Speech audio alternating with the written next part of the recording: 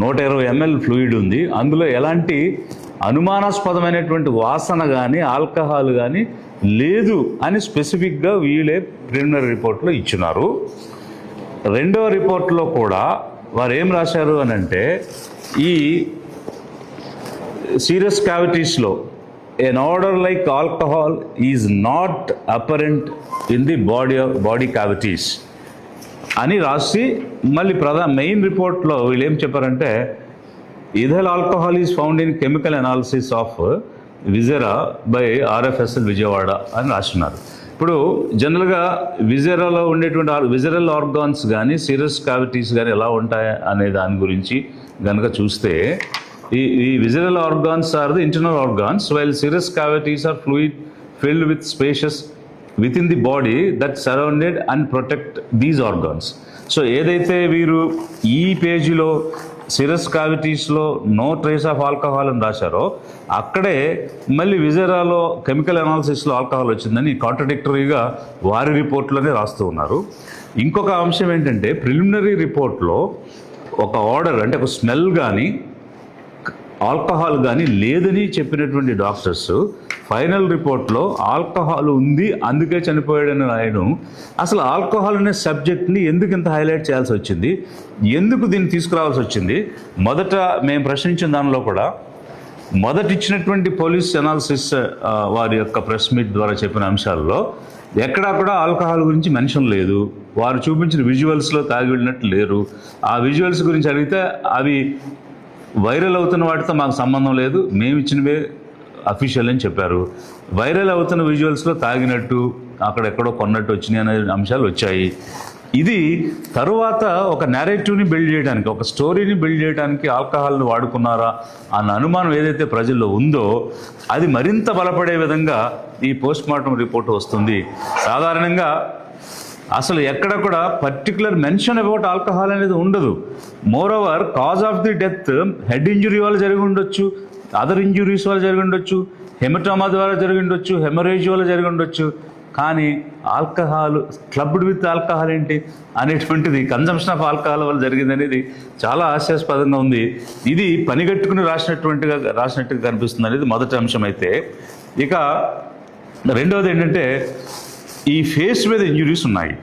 మరి ఈ ఫేస్ మీద ఇంజురీస్ అనేటువంటివి ఈ రిపోర్ట్లో వచ్చాయి. వీటికి సంబంధించి ఇప్పుడు పోలీస్ ఆఫీసర్ ఇచ్చినటువంటి నరేషన్ ఏమిటంటే, ఇలా వెళ్ళి పడినప్పుడు రాళ్ళకు గుద్దుకోవడం జరిగింది ముఖం, అందుకే ముఖం మీద ఇంజురీస్ వచ్చాయి అన్నాడు. మరి ముఖం మీద ఇంజురీస్ వస్తే హెల్మెట్ ఉన్న భాగంలో వెనక భాగాన తలకి ఎట్లా గాయం జరిగింది? ఇది ఒక క్వశ్చన్ ఆన్సర్ చేయలేదు. మరి బోత్ సైడ్స్ ఎట్లా జరిగింది?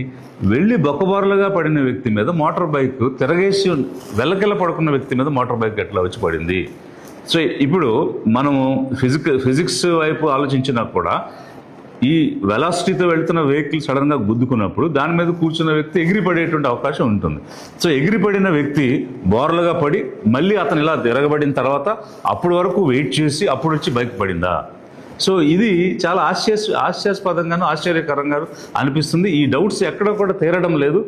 మరి అదొక వైపు అయితే, ఈ మల్టిపుల్ ఫ్రాక్చర్స్, ఇప్పుడు ఈ లోయర్ జా కానీ లెఫ్ట్ సైడ్ ఉన్నటువంటి జా బోన్స్ కానీ చూస్తే వాటిని మనం మామూలుగా మ్యాండిబుల్ బోన్, మ్యాక్సిల్లా బోన్ అని అంటాము. ఈ mandible bone is the strongest bone in the human body. సాధారణ పరిస్థితిలో ఆ బోన్ అసలు బ్రేక్ అయ్యే పరిస్థితే ఉండదు. బలమైనటువంటి ఒక ఆయుధంతో, వెపన్తో కొట్టి పగలగొడితే తప్ప నార్మల్ యాక్సిడెంట్స్లో అది జరగదు. సో ఇదొక అంశం. అయితే ఒక కామన్ సెన్స్ నేను మాట్లాడుతున్నాను. అది ఏంటంటే, సపోజ్ ఇప్పుడు నాకు ఒక దోమ లాంటిది వచ్చింది, రాగానే తెలియకుండానే నేను ప్రెస్ మీట్లో ఉన్నా, నా రిఫ్లెక్సెస్ ఏం చేసినాయి, నా చేతితో ఆ దోమ కొట్టడం, కళ్ళు మూయటం జరిగింది. అంటే ఏదైనా కళ్ళ ముందుకు వచ్చినా, లేదు ఎక్కడైనా మనం గుద్దుకుంటున్నాం అని అనిపించినా రిఫ్లెక్సెస్ ఉంటాయి న్యాచురల్లీ. చిన్న పిల్లవాడు మాటలు కూడా రాని వ్యక్తికి ఏదైనా తగిలితే ఆటోమేటిక్గా రిఫ్లెక్సెస్ అనేవి చేతులు అడ్డం పెట్టుకోవడం అనేది జరుగుద్ది. అలాంటిది మనిషి ఎగిరి పడుతున్నప్పుడు ఖచ్చితంగా చేతులు అడ్డం పెట్టుకునేటువంటి న్యాచురల్ రిఫ్లెక్సెస్ ఉంటాయి. ఎనీ యాక్సిడెంట్ మొట్టమొదట దెబ్బ తగిలేది చేతులకి, మొదట బ్రేక్ అయ్యేటువంటి బోన్స్ ఈ hand bones, four arm bones, shoulder bones ఇట్లాంటివి ముందు బ్రేక్ అవుతాయి. ఇవేవి బ్రేక్ అవ్వకుండా డైరెక్ట్గా అంటే ఎలా వెళ్ళి గుద్దుకుంటుంటే ఒక ఆస్ట్రోనాట్, కాస్మోనాట్ లాగా ఎలా అతను వెళ్ళిపోయి ముఖాన్ని గుద్దేసుకున్నట్టు, ఆ ముఖానికే ఈ బ్రేక్స్ అన్నీ వచ్చినట్టు, ఈ ద స్ట్రాంగెస్ట్ బోన్ బ్రేక్ అయిపోయినట్టు, ఈ రకమైనటువంటి స్టోరీ అల్లినట్టే అనిపిస్తుందని ప్రజలందరూ అనుకుంటున్నారు. అదే అభిప్రాయం పదే పదే నా దృష్టి కూడా తీసుకొస్తూ ఉన్నారు. కాబట్టి ఈ మల్టిపుల్ ఇంజురీస్ని జరిగినటువంటి పరిస్థితిలో మరి ముఖమంతా ఛిద్రమైపోయింది, పెదవులు కట్ అయిపోయినాయి, స్ట్రాంగెస్ట్ బోన్ పగిలిపోయింది, మ్యాగ్జిల్లా పగిలిపోయింది, హెడ్ బోన్స్ పగిలిపోయినాయి. కానీ ముఖానికి పెట్టుకున్న మాస్క్ చెక్కు చెదరకుండా పక్కన పెట్టబడి ఉంది. కళ్ళకు పెట్టుకున్న కళ్ళజోడు చిన్న స్క్రాచ్ కూడా లేదు. తల పగిలిపోయి రక్తస్రావం జరిగిపోయింది అనేటువంటి రిపోర్ట్ ఈరోజు వచ్చింది. హెమటోమా ఉంది, హెమరేజ్ ఉంది అనేటువంటి రిపోర్ట్ వచ్చింది. ఆ రక్తస్రావం వల్లే ప్రాణం ఆగిపోయింది అనేటువంటిది కూడా వచ్చింది. అలాంటి పరిస్థితుల్లో హెల్మెట్ మీద చిన్న స్క్రాచ్ కానీ చొట్ట కానీ ఏమీ లేదు, యాజ్ ఇట్ ఈజ్గా ఉంది, అక్కడ పెట్టినట్టుగానే ఉంది. ఇవన్నీ ఒక ఎత్తు అయితే ఇంకా చాలా అనుమానాలు బయటకు వచ్చినాయి ఆ తర్వాత విజువల్స్లో. ఇప్పుడు ప్రవీణ్ గారు పెట్టుకున్నటువంటి స్వెటర్కి, ఆ కోట్కి ఎలాంటి ఎలాస్టిక్ లేదు, కానీ ఆ బుల్లెట్ నడిపిన వ్యక్తి కోట్కి ఎలాస్టిక్ ఉంది. వారు వేసుకున్న బనియన్ కలర్ రెడ్డిష్గా ఉంటే ఈ బండి నడిపిన వ్యక్తి బనియన్ కలర్ వైట్గా ఉంది. సో ఇట్లాంటివి అనేకమైనటువంటి విజువల్స్ తర్వాత కూడా వచ్చాయి. వీటన్నిటికీ కూడా క్లారిటీ లేదు. ఇదంతా ఒకవైపు జరుగుతూ ఉంటే మరి ఎప్పుడు జరిగింది ఈ డెత్ అన్న విషయాన్ని ఫస్ట్ రిపోర్ట్లో, ప్రిలిమినరీ రిపోర్ట్లో కానీ ఫైనల్ రిపోర్ట్లో కానీ చెప్పలేదు. పైగా ప్రిలిమినరీ రిపోర్ట్లో ఏం చెప్పారంటే పోస్ట్ మార్టంకి 1-2 రోజుల ముందు జరిగి ఉండొచ్చు అని చెప్తున్నారు. ఇప్పుడు రిగర్ మార్టిస్ అనేటువంటిది ఒక ప్రాసెస్ ఉంది. ఏమిటి అని అంటే మనిషి చనిపోయిన తర్వాత, అంటే ఎనీ లివింగ్ ఆర్గానిజం చనిపోయిన తర్వాత రిగర్ మార్టిస్ అనే ప్రాసెస్ ఇనిషియేట్ అవుతుంది. అంటే అన్నీ కూడా స్టిఫ్ అయిపోవటం అనేటువంటి జరుగుద్ది. ఆ స్టిఫ్ అయిపోయినటువంటి ఆ ప్రాసెస్ని బట్టి ఎన్ని గంటల ముందు ప్రాణం పోయింది అనేటువంటి దాన్ని వీరు క్యాలిక్యులేట్ చేసి చెప్తారు. అట్లాంటిది ఏం చెప్పకుండా 1 రోజు కానీ 2 రోజులు కానీ 3 రోజులు కానీ అని ఇంత వేగ్గా డాక్టర్స్ ఏ రకంగా ఈ రిపోర్ట్ ఇస్తారు అనేటువంటిది ఒక బలమైనటువంటి అనుమానానికి దారితీసేటువంటి పరిస్థితి కనిపిస్తూ ఉంది. అదేవిధంగా అన్ని ఆర్గాన్స్, ఇంటర్నల్ ఆర్గాన్స్ అన్నీ బాగున్నాయి. లివర్ బాగుంది, స్ప్లీన్ బాగుంది, లంగ్స్ బాగున్నాయి, హార్ట్ బాగుంది, ఇలా అన్ని ఆర్గాన్స్ కూడా బాగానే ఉన్నాయి. ఎక్కడ కూడా ఏది దెబ్బతినలేదు.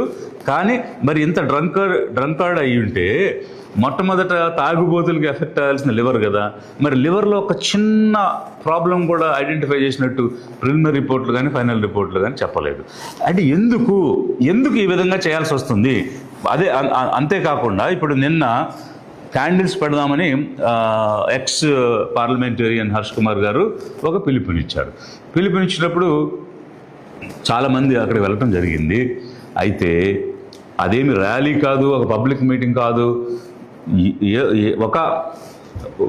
దాన్ని ఏమంటారంటే ఇప్పుడు చనిపోయినటువంటి మనిషికి ఒక నివాళులు అర్పించే దానిలో భాగంగా ఆ రోజు వెళ్ళాలనుకున్నారు. సరే,